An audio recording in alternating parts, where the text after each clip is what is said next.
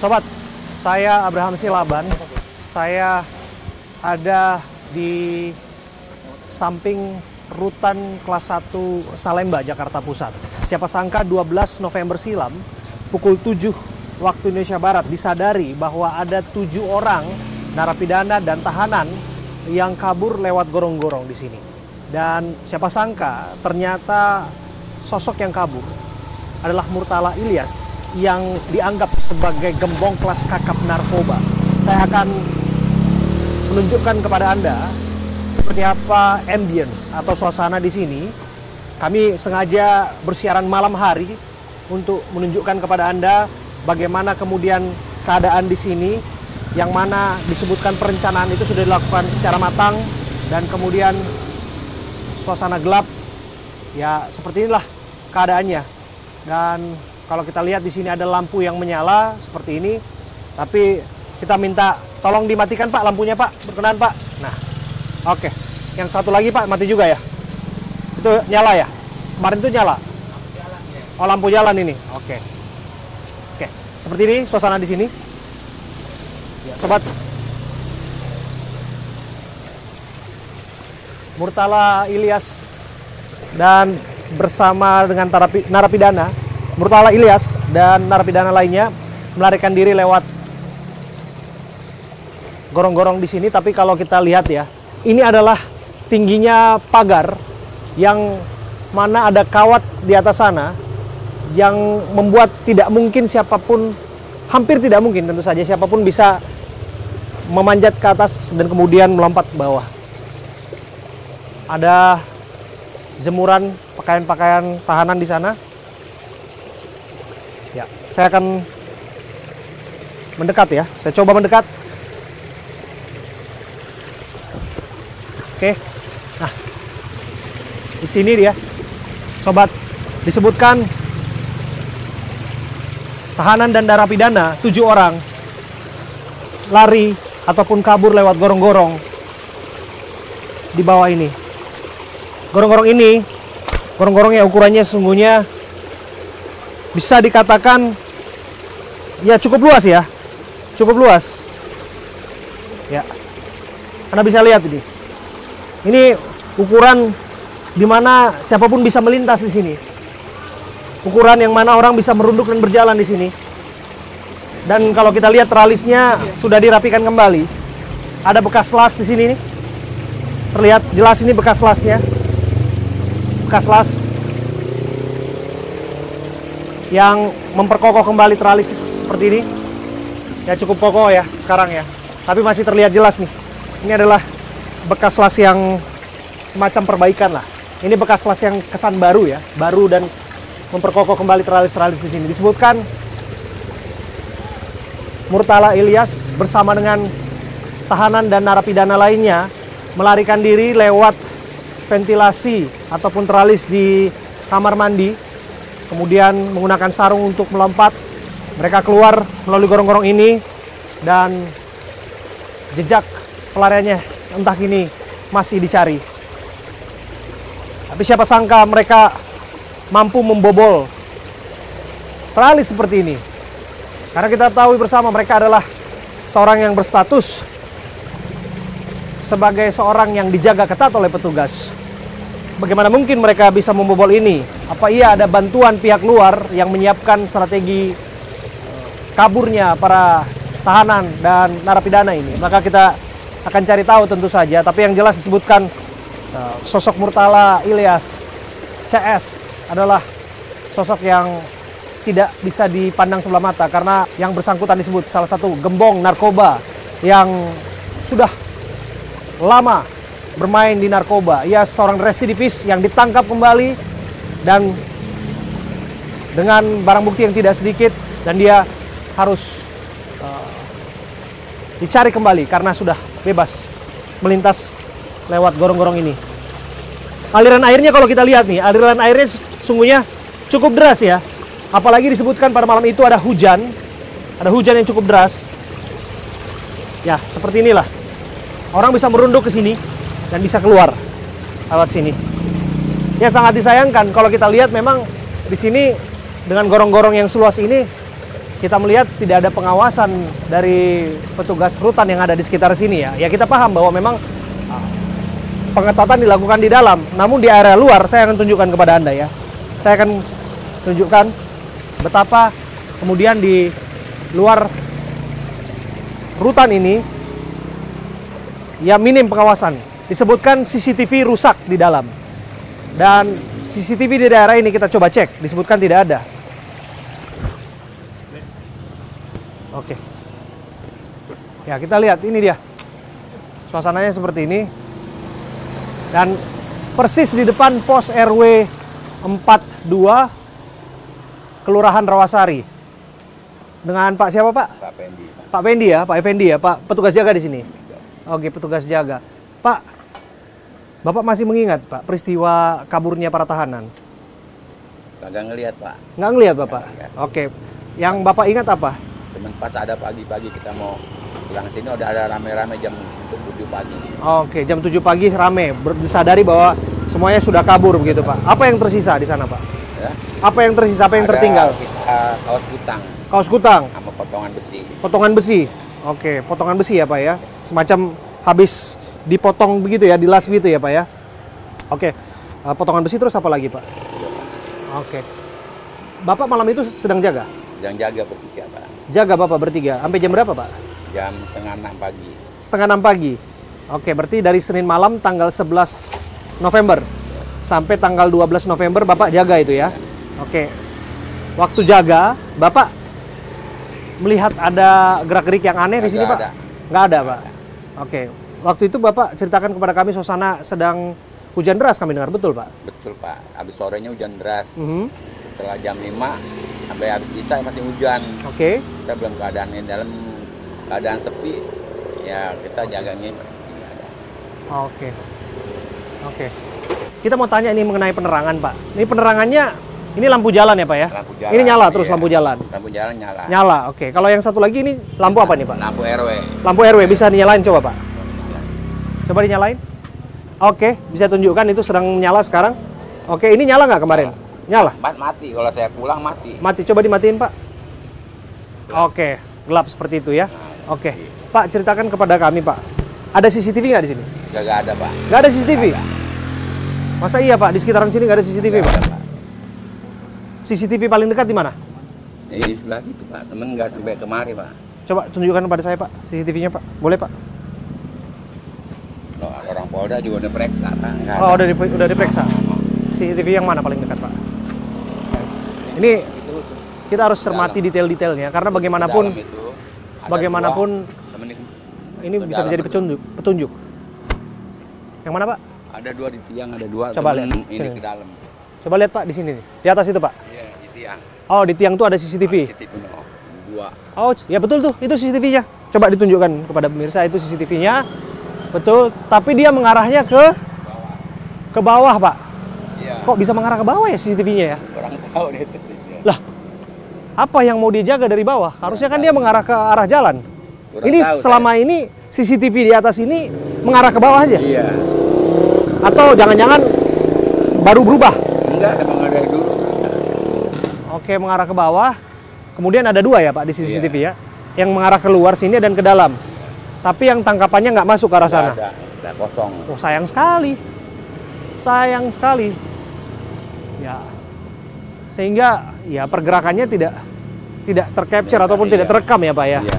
Nah, jadi yang untuk mengarah ke bawah ini rekamannya sampai ke wilayah mana aja, Pak? Kurang tahu, Pak, saya. Ini kelihatannya gitu. Oh. Cuman gini ke bawah di sini doang dia. Cuman di sini aja Iya. sekitar kita. Iya. Wah, sayang sekali ya, karena bagaimanapun ya CCTV biasanya memang mengarah ke point of view yang luas, Pak. Iya. Jadi semuanya pergerakan terlihat sebetulnya. Oke, CCTV yang kesini memang ya sudutnya memang kurang terlihat sih. Jadi sulit untuk mengidentifikasi kemana jejak pelarian para narapidana ini ya, Pak ya. Ini perumahan warga di dalam, Pak. Nah, warga nggak boleh main Oke. garam. Oke, Pak. Nah, biasanya Bapak pulang jam setengah 6.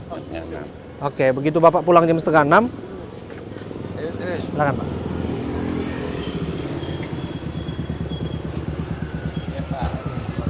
Oke, begitu Bapak pulang jam setengah 6, Pak, Bapak ada melihat sesuatu atau mencurigai sesuatu, Pak? Nggak ada. Nggak ada, Pak.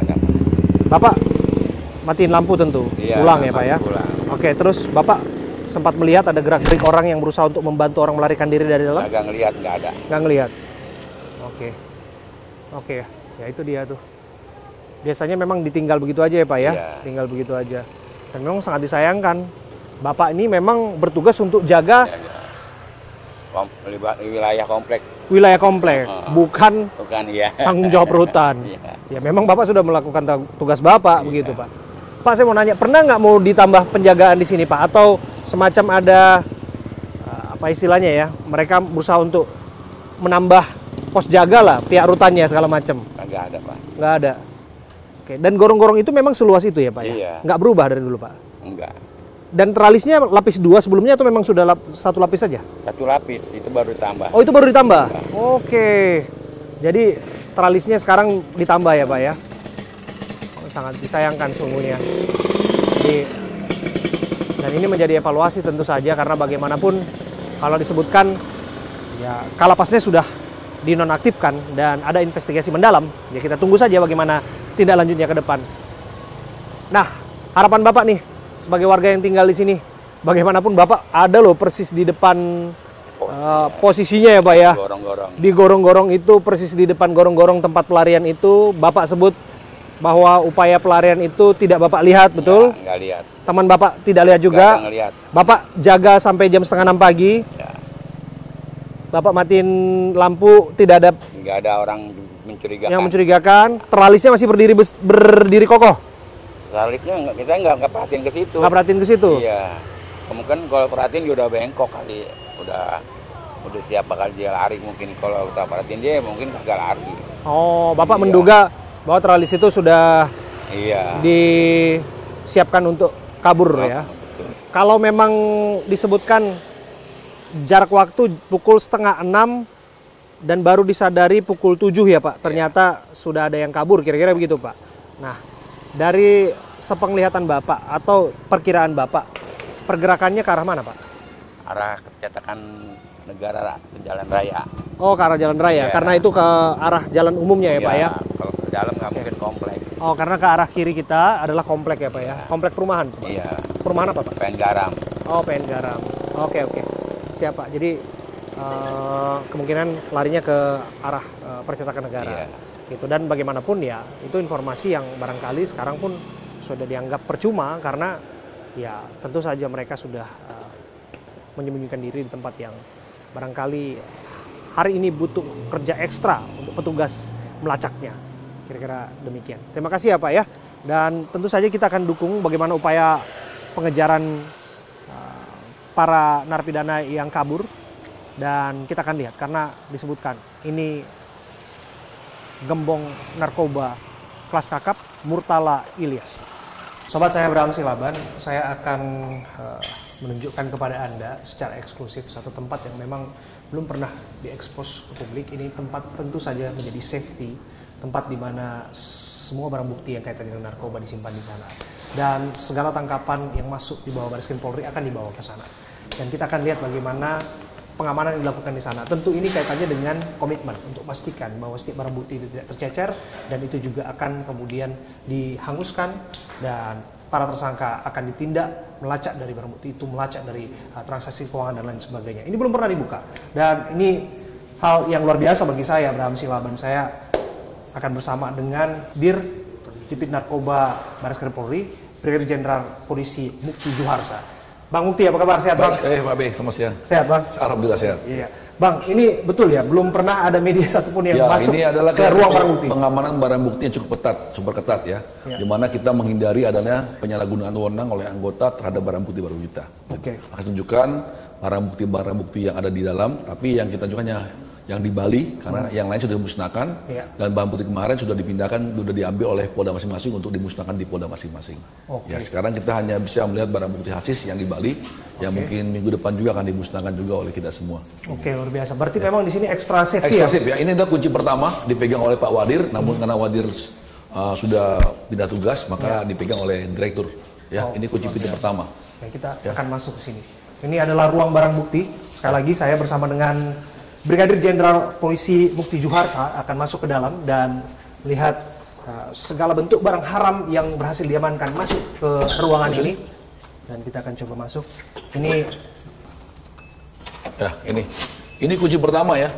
Kunci pertama dipegang oleh Wadir, berikutnya adalah ini kunci kedua yang dipegang oleh Kasubag Binob. Mana Binob? Coba dibuka. Oke, silakan masuk, Mas.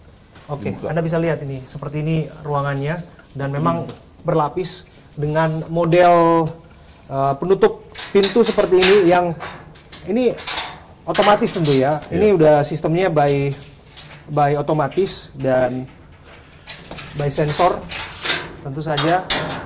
Dan kita lihat ini Urtu mana? Urtu coba. Nah ini ada tiga dari backup dan Urtu yang megang kunci di sini. Oh, nah, ini dari Urtu ya, dari pihak Urtu. Jadi sengaja dibuat berlapis-lapis. Ya, satu orang hanya megang berapa kunci, tidak bisa semua dipegang kunci. Jadi masuknya masih bareng-bareng. Ya, oke. Buka. Ya, jadi ada Wadir, ada backup sama Urtu yang buka pintu depan nih aja baru. Baru pintu depan. Dia sangat sulit sekali. Dir aja nggak bisa masuk ke depan. Dalam langsung, hanya cukup depan. Tunggu bentar. Dir aja nggak bisa masuk? Nggak bisa, ya. Kecuali hanya pintu depan. Kecuali Dir manggil semua stafnya untuk buka baru bisa pengecekan. Se-safety itu berarti, Bang? Iya, harus demikian. Memang prosedurnya seperti itu SOP yang dibangun? SOP yang begitu. Oke, dan termasuk transfer keluar masuk barang yang masuk ke dalam ataupun keluar juga harus mengikuti prosedur yang sama? Ya, harus, karena tiap orang megang kunci berbeda-beda. Setiap orang harus bisa membuka kuncinya masing-masing. Jadi tidak bisa Subdit hanya membuka. Ya seperti sekarang kita buka ya, udah kebuka oleh sebuah. Nah sekarang ini Subdit nih. Ini juga dari pihak direktur ya, Subdit, oleh direktur Urtu dan dan backup ya. Tidak bisa membuka kunci ini. Ini ada kunci-kunci masih ada tim IC ya, semua lengkap ya. Ini Subdit ya. Ya.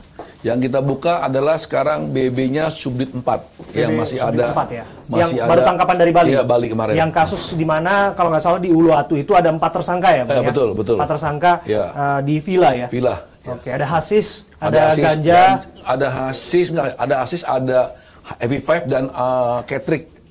Model baru vape yang digunakan sebagai hasis. Jadi hasis yang dicairkan digunakan dijual bebas. Ini yang takut disalahgunakan oleh para pemuda. Inilah modus operandi baru yang digunakan oleh para pelaku untuk mengelabui masyarakat sehingga masyarakat itu terjerat oleh narkoba. Jenderal, izin sebelum kita ke sana, saya lihat ini loker-loker ya. Ini kalau kita hitung ini loker 1, 2, 3, 4, 5, 6, 7, 8, 9, 10. Ya 10 blok lah bisa dikatakan. Tapi kalau kita lihat ya ada juga di situ tuh ada semacam kotak-kotak ya kotak-kotak ya semacam ini mereka yang gitu ya. Mereka bisa yang buka yang Subdit, tidak bisa yang lain. Jadi per Subdit, kalau Subdit 1 hanya buka Subdit 1, 2 hanya bisa Subdit 2 gitu. Dan model kuncinya juga ya sangat-sangat susah dibuka, dibongkar. Dan sulit tembus inilah. Coba ya. Ini juga ya. Ya. Dan ini ada pengawasan TV dari ruangan direktur. Jadi direktur bisa monitor. Nah, Anda lihat tuh. Ya, CCTV. Sobat, dipastikan bahwa di sini extra safety dan semua termonitoring lewat CCTV. Ada satu CCTV di sudut ada satu, ada dua. Ada dua CCTV di sini. Sama di pintu juga ada. Sama di pintu juga. Ya. Jadi pengamannya ekstra untuk barang bukti. Ini supaya kita safety, anggota tidak ada nyolokkan barang bukti. Nah, kalau yang kita lihat, ini kan baru digelar. Kemarin kalau nggak salah ada 2 ton ya yang baru digelar oleh tangkapan. Kemarin ada 2 ton sabu. Ada 1,2 ton sabu, ada 1,2 ton ganja, ekstasi 370 butir, happy vape ada 133 butir, 133 kilo, terus ada 1 juta H5, happy vape H5 1 juta, terus obat keras ada 2 juta. Nah itu kan nggak bisa tertampung di sini semua. Itu kan tersebar di wilayah-wilayah yang kemarin kita tampung sini. Kemarin kita tampung semua sini, muat lah kemarin. Kemarin muat semua di sini. Tapi karena udah harus dimusnahkan di wilayah-wilayah, maka kita segera kembalikan ke wilayah untuk dimusnahkan di wilayah masing-masing. Luar biasa. Sobat, saya Abraham Silaban, saya bersama dengan Brigadir Jenderal Polisi Mukti Juharsa akan melihat barang bukti yang ada di ruang barang bukti ataupun storage yang ekstra ketat di sini. Setiap tangkapan masuk ke sini dan tentu harus berdasarkan pengawasan ketat ya, betul ya Jenderal ya, tidak boleh sembarangan orang masuk ke sini, tidak boleh keluar masuk di sini, maksudnya transfer masuk ataupun keluar barang di sini betul-betul harus lewat perizinan. Perizinan dan melalui berapa kunci. Kunci itu dipegang oleh Pak Wadir, Binop, terus oleh Taud dan oleh para Kasubdit. Jadi nggak sembarang orang anggota masuk nggak bisa. Sangat ketat ya. Dengan diawasi dengan pengawasan dari ruangan saya berupa CCTV ini. Oh, langsung bisa dimonitor dari ruangannya? Iya, di ruangan saya langsung monitor. Oh, Jenderal. Ya. Jadi saya tiap hari tahu mana barang bukti yang kuat atau masuk di harus lapor saya. Begitu. Luar biasa. Nah, kita akan coba lihat ini. Ini adalah hasil barang bukti tangkapan di Bali. Ini 2 pekan yang lalu, ya. Jenderal, di sana ada 4 orang tersangka diamankan di sebuah villa di kawasan Jimbaran, dan di situ disebutkan lab yang menghasilkan semacam hasis ya. Disebutnya hasis itu. Hasis dan Happy Five. Hasis dan H5 atau Happy Five. Oke, hasis ini ceritakan sedikit kepada kita, Jenderal. Ini apa ini? Hasis ini adalah bahan bakunya dari ganja ya, dari ganja. Dari tanaman kanabis. Ganja kanabis, terus diolah oleh mesin, ya, disaring oleh mesin, sehingga dia menjadi lembek hasis ya. Setelah itu dicampur alat kimia lain, masukkan dalam alat yang sudah siapkan di sana, terus dicetak dan menjadi hasis. Itu untuk hasis cetak. Tapi kalau yang cair itu yang berbahaya. Itu campur melalui Five, dicairkan melalui penyulingan. Hasilnya cair itu ada berapa mili. Jadi satu Five ada Five. Contoh Five, tahu kan Five kan? Five itu satu 3 mili isinya. Ada Five nggak? Ada punya Five nggak? Vape, maksudnya vape kali ya? Vape. Oh, semacam vape ya? Vape, tahu kan vape ya? Yang bisa dipakai. Ini. Tapi ini macam ini ya. Macam ini. Iya, ini vape kepada kita. Ini vape. Makanya hati-hati masyarakat, saya himbau hati-hati beli vape. Karena udah campuran banyak oleh ganja. Tapi alhamdulillah ini belum sempat beredar, kita udah tangkap begitu. Ini berarti bisa dimasukin cair ke sini? Bisa, di sini kan buka cairannya. Ini cairan semua sih. Ya, liquidnya. Liquid ya? Liquidnya. Oke, berarti boleh kita buka ini, Jenderal? Boleh. Kita akan coba buka ya. Nah, kita akan coba buka. Nah, ini dia barang buktinya, sobat. Saya Abraham Silaban bersama dengan Brigadier Jenderal Mukti Juharsa melihat langsung ini barang bukti yang tangkapan dari Bali. Ya. Ini ada 133 kilogram untuk hasisnya saja. Iya. Jadi kalau kita rupiahkan ya, bukan harga dikonversi ke rupiah, mungkin sekitar 1,5 triliun. Luar biasa ya, ini tangkapan yang tidak sedikit, dan saya juga punya pengalaman dengan Jenderal. Kita lagi dan lagi kita menyoroti Bali.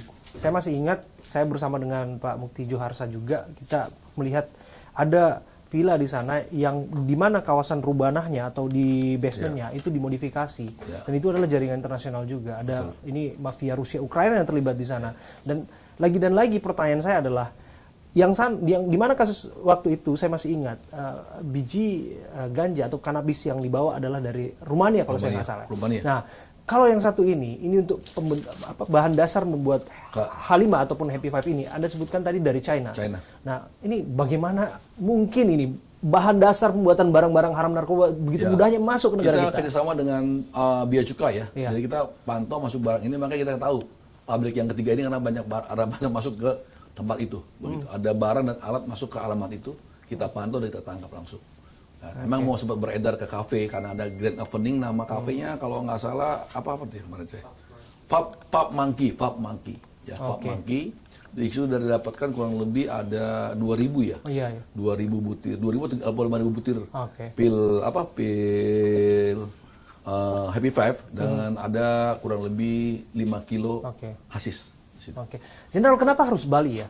Dalam tahun ini saya berangkat dengan Anda dan kita juga menyoroti ada di sana jaringan Rusia Ukraina yang diungkap. Kemudian saya masih ingat ada pelarian dari sosok yang disebut masih terus dikejar ya.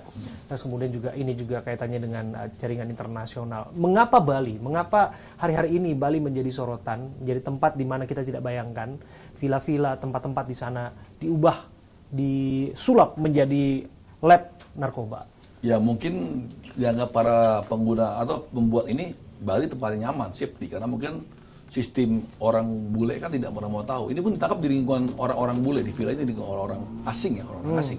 Mungkin dianggap nyaman, kan mereka tidak peduli dengan lingkungan. Begitu beda dengan kita di Bali atau di daerah-daerah perkampungan masih peduli dengan lingkungan. Begitu. Dan memang apa yang diproduksi di sana memang khusus disebarluaskan untuk wisatawan di Bali atau memang ini untuk pesta tahun baru? Pesta tahun baru. Grand openingnya adalah di KP Pub Monkey. Oke. Ya. Dan mereka sengaja produksi untuk pesta tahun baru, yang mana target konsumen mereka ataupun penggunanya adalah dia akan ke Jawa juga, ya. Jawa itu semua dia akan diedarkan barang ini, begitu. Tapi kan di Jogja sebagian akan dikirim ke mana tuh, ke Belanda, tapi kita baru tangkap duluan. 4 sudah diamankan, masih ada yang dicari? Masih DPO, ya masih ada 6 ya, 6 atau 3? Bu, kemarin tuh ada 6 ya, 6 DPO ya. Mungkin salah satunya ada WNA ya, kita masih ada warga negara asing juga? Ada, tapi kita belum bisa ekspor. Oke, dan ini harus kita... Ya, karena sangat-sangat sulit kalau kita ekspor untuk warga negara asing. Nanti kita coba. Oke. Ini terakhir ya, Jenderal ya. Ini kan kita ada di ruang yang mana memang hampir tidak pernah dibuka kepada publik, dan saya mungkin barangkali yang pertama untuk masuk ke ruangan ini sebagai media, tentu ya, Jenderal ya. Nah, yang ingin kita ketahui adalah ketika barang bukti sudah masuk di sini, dan tentu barang bukti itu harus dimusnahkan, karena itu adalah amanat dari undang-undang, setiap tangkapan dan sebagainya. Nah, bagaimana kemudian prosesnya sampai ke sini, dan berapa lama prosesnya hingga pada akhirnya nanti dibawa ke pemusnahan? Baik, ya, jadi kita pemusnahan, kita minta bantuan kepada Dipropam ya, untuk mengawal anggota kita juga, jangan sampai ada barang-barang juga digelapkan oleh anggota kita. Jadi kita menggunakan Propam ya, untuk sama-sama dan pihak kejaksaan untuk mengambil barang bukti dan menghitung serta memusnahkan. Oke. Oh, dan nanti bersama-sama lah di sana pemusnahannya. Ya. Dan itu juga bertahap ya. Bertahap. Kalaupun kalau kita lihat di sini memang sudah ada beberapa barang bukti yang terkunci dan terlihat seperti ini, beberapa diantaranya sudah dimusnahkan. Ya. Dan kami dengar ini bakal segera dimusnahkan. Segera, minggu depan dimusnahkan barang ini. Ini akan dimusnahkan semua. Oke, luar biasa. Terima kasih. Baik. Terima kasih, Jenderal. Dan barangkali ada yang ingin ditambahkan ini, Jenderal. Ya, jadi kita menambahkan ya bahwa kita pengungkapan untuk di tahun 2024 sampai hari ini untuk ganja ada kurang lebih 6 ton, untuk sabu kurang lebih 6,2 ton ya, untuk heroin sebanyak 69 gram, kokain sebanyak 11,02 kg, hasis 165,800 gram ya, kurang lebih 165 kg ya. Ekstasi ada 4.267.567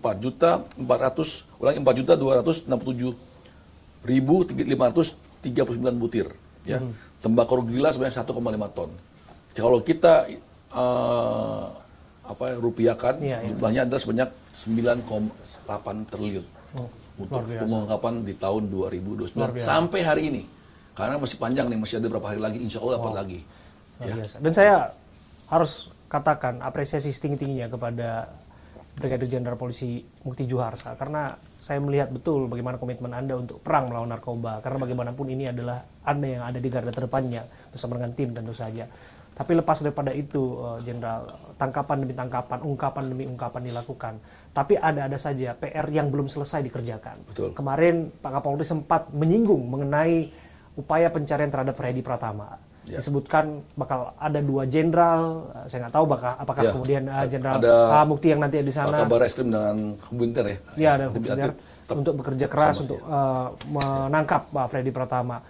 Apa yang belum selesai di sana? Ya, kemarin kita sebenarnya sudah mau ketangkap Freddy Pratama ya, cuma kita ada terbentuk peraturan-peraturan dari sana sendiri ya. Kita sudah teks bahwa Freddy Pratama harus tempat, namun tempat itu tidak bisa dimasuki oleh polisi dari negara Thailand, sehingga kita cancel untuk hal itu, begitu. Oke. Tapi kita tetap upaya untuk tetap terus ya, kita tetap tiap bulan melakukan Zoom meeting dengan polisi Thailand. Jika udah titik-titik temu sudah ada, maka kita akan kirim tim lagi berangkat ke Thailand untuk melakukan penjemputan. Gitu. Terakhir, Pak Mukti, ini kan disebutkan selaras dengan Ascita, Presiden Prabowo, dan kita tahu betul bahwa komitmen beliau untuk kemudian menjaga anak-anak muda, generasi bangsa untuk jauh dari narkoba, perang melawan narkoba. Komitmen ini akan ditingkatkan seperti apa? Kalau kita lihat bahwa gembong-gembong itu harus segera ditangkap dan lain sebagainya, tapi kita juga masih ada PR-PR yang belum dikerjakan. Ya, kemarin kan Bapak Kapolri bilang, tindak tegas para residivis. Artinya apa? Ya, tindak tegas lah. Nanti kita tindak tegas di lapangan. Ya. Berarti nggak bisa main-main lagi? Bisa main lagi, ya. Yang residivis sudah bolak-balik jual beli aja ya, pasal kita tindak tegas. Ya. Dan hati-hati bagi siapapun yang mau masih bermain-main lagi, dan dalam hal ini kita akan lakukan tindakan tegas dan terukur. Ya. Luar biasa. Terima kasih. Baik, terima kasih. Brigadir Jenderal Polisi Mukti Juharsa, Dirtipid Narkoba Bareskrim Polri sudah berbincang bersama dengan kami. Sobat saya Abraham Silaban, saya duduk bersama dengan Komisaris Besar Polisi Suhermanto yang merupakan Kasubdit 3 Dirtipid Narkoba Bareskrim Polri.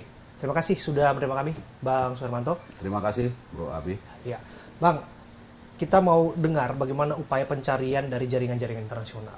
Terakhir, Pak Kapolri menegaskan nggak main-main untuk mengutus 2 orang jenderal yang memastikan bahwa Freddy Pratama yang hingga saat ini belum diciduk itu harus segera ditangkap. Bagaimana menjelaskannya? Jadi perlu kami jelaskan bahwa menangkap pelaku, Ya. walaupun kita sudah tetapkan tersangka, terus masuk dalam DPO, dan sudah kita terbitkan red notice, dan berada di negara orang, itu tidak segampang kita menangkap tersangka yang ada di Indonesia. Oke. Khusus untuk kasus Freddy Pratama, kita sudah melakukan beberapa kali kerjasama dengan kepolisian Thailand, kepolisian Malaysia. Memang saat ini kendalanya secara fisik dari tim kita belum melihat keberadaan Freddy di Thailand. Oke. Namun berdasarkan informasi intelijen yang ada, memang dia ada di sana. Oke. Dan kita sudah melakukan beberapa kali surveillance dengan tim yang ada di Thailand, dan kita sudah memastikan bahwa memang Freddy masih ada di Thailand. Oke. Bicara mengenai Freddy Pratama, kita juga nggak bisa melepaskan jaringan-jaringan internasional lainnya. Bahkan kita mendengarkan ini ada satu hal yang mengejutkan ketika di Lapas Salemba, warga binaan yang mereka adalah kasus-kasus narkoba, mereka melarikan diri. Ya. Bahkan ada nama besar di sana, Murtala Ilyas. Ya. Ini bagaimana Abang menjelaskan, betul tidak Murtala Ilyas ini adalah jaringan dari Freddy Pratama? Jadi kalau untuk di jaringan Asia Ya. yang beroperasi di Indonesia, kalau barang-barang narkotika yang ada di Indonesia kan ada dua sindikat yang bermain. Pertama Golden Crescent yang berada di Timur Tengah, Ya. itu biasa masukkan melalui kapal, Ya. dan jumlah barang bukti yang mereka masukkan ke Indonesia juga cukup besar. Oke. Yang kedua jaringan Golden Triangle, yaitu jaringan yang beroperasi di daerah Asia, Thailand, Laos, terus Myanmar. Ini kelompok-kelompok ini terafiliasi beberapa kelompok, salah satunya Freddy Pratama, Iya. yang paling besar. Namun dalam memasukkan sabu ke Indonesia, mereka kan butuh orang-orang jaringan lain bekerja sama, salah satunya Murtala. Nah, Murtala ini cukup lihai dan cukup besar, Oke. dan sudah terbukti Oke. dia beberapa tahun lalu sudah ditangkap oleh BNN dan dilakukan penyidikan sampai dengan vonis, bahkan sudah dilakukan TPPU, dan dia bisa melawan dan mengembalikan aset TPPU-nya ke Murtala. Nah, ini dia cukup kuat. Oh, oke. Ya, jadi dia kasasi sampai ke MA, akhirnya MA mengembalikan asetnya kepada Murtala. Nah, setelah dia keluar dari penjara, dia masih beroperasi. Dan akhirnya pada Februari ditangkap oleh tim Polres Jakarta Barat bersama dengan tim kita gabungan, ditangkap 105 kg di Riau. Akhirnya kita proses kembali. Saat ini dalam proses-proses persidangan, nunggu vonis, akhirnya dia melarikan diri. Nah, Abang kaget tidak mendengar nama sosok yang dianggap kakap Murtala bin Ilyas alias Murtala Ilyas ini kabur dari rutan Salemba? Tentu kaget, karena kan Murtala ini menjadi atensi kita, dan sudah kita sampaikan bahwa Murtala ini jaringan besar. Namun sampai sekarang dia bisa kabur, ya kita nanti perlu pertanyakan juga kepada lapas, ya, dalam ini rutan Salemba. Namun dari pihak kementerian sudah mengambil langkah untuk mencari penyebab kaburnya si Murtala Ilyas ini. Oke. Artinya di antara 7 orang yang melarikan diri dari rutan Salemba, sosok Murtala adalah sosok yang dianggap gembong ya di sana. Ya, yang paling besar saat ini. Sosok yang barangkali menjadi sorotan tajam untuk dipastikan untuk segera ditangkap ya. Dan kami yakin kan pasti otak untuk melarikan diri si Murtala. Karena saat ini kita sedang melakukan penyidikan TPPU kembali Ya, jadi kasus yang kemarin dia menang di MA, saat ini kita lakukan penyidikan ulang untuk tindak pidana pencucian uangnya. Ya, sekarang sedang berproses. Sebanyak berapa itu? Sekarang masih berproses. Masih berproses. Sebanyak yang berapa? dia kembalikan di MA itu 142 M. 142 miliar. Ya, dikembalikan oleh MA. Oke. Sesungguhnya mengapa sosok yang saat ini menjadi DPO setelah kabur dari rutan Salemba, mengapa membutuhkan perhatian khusus? Mengapa harus membutuhkan atensi khusus sosok Murtala ini?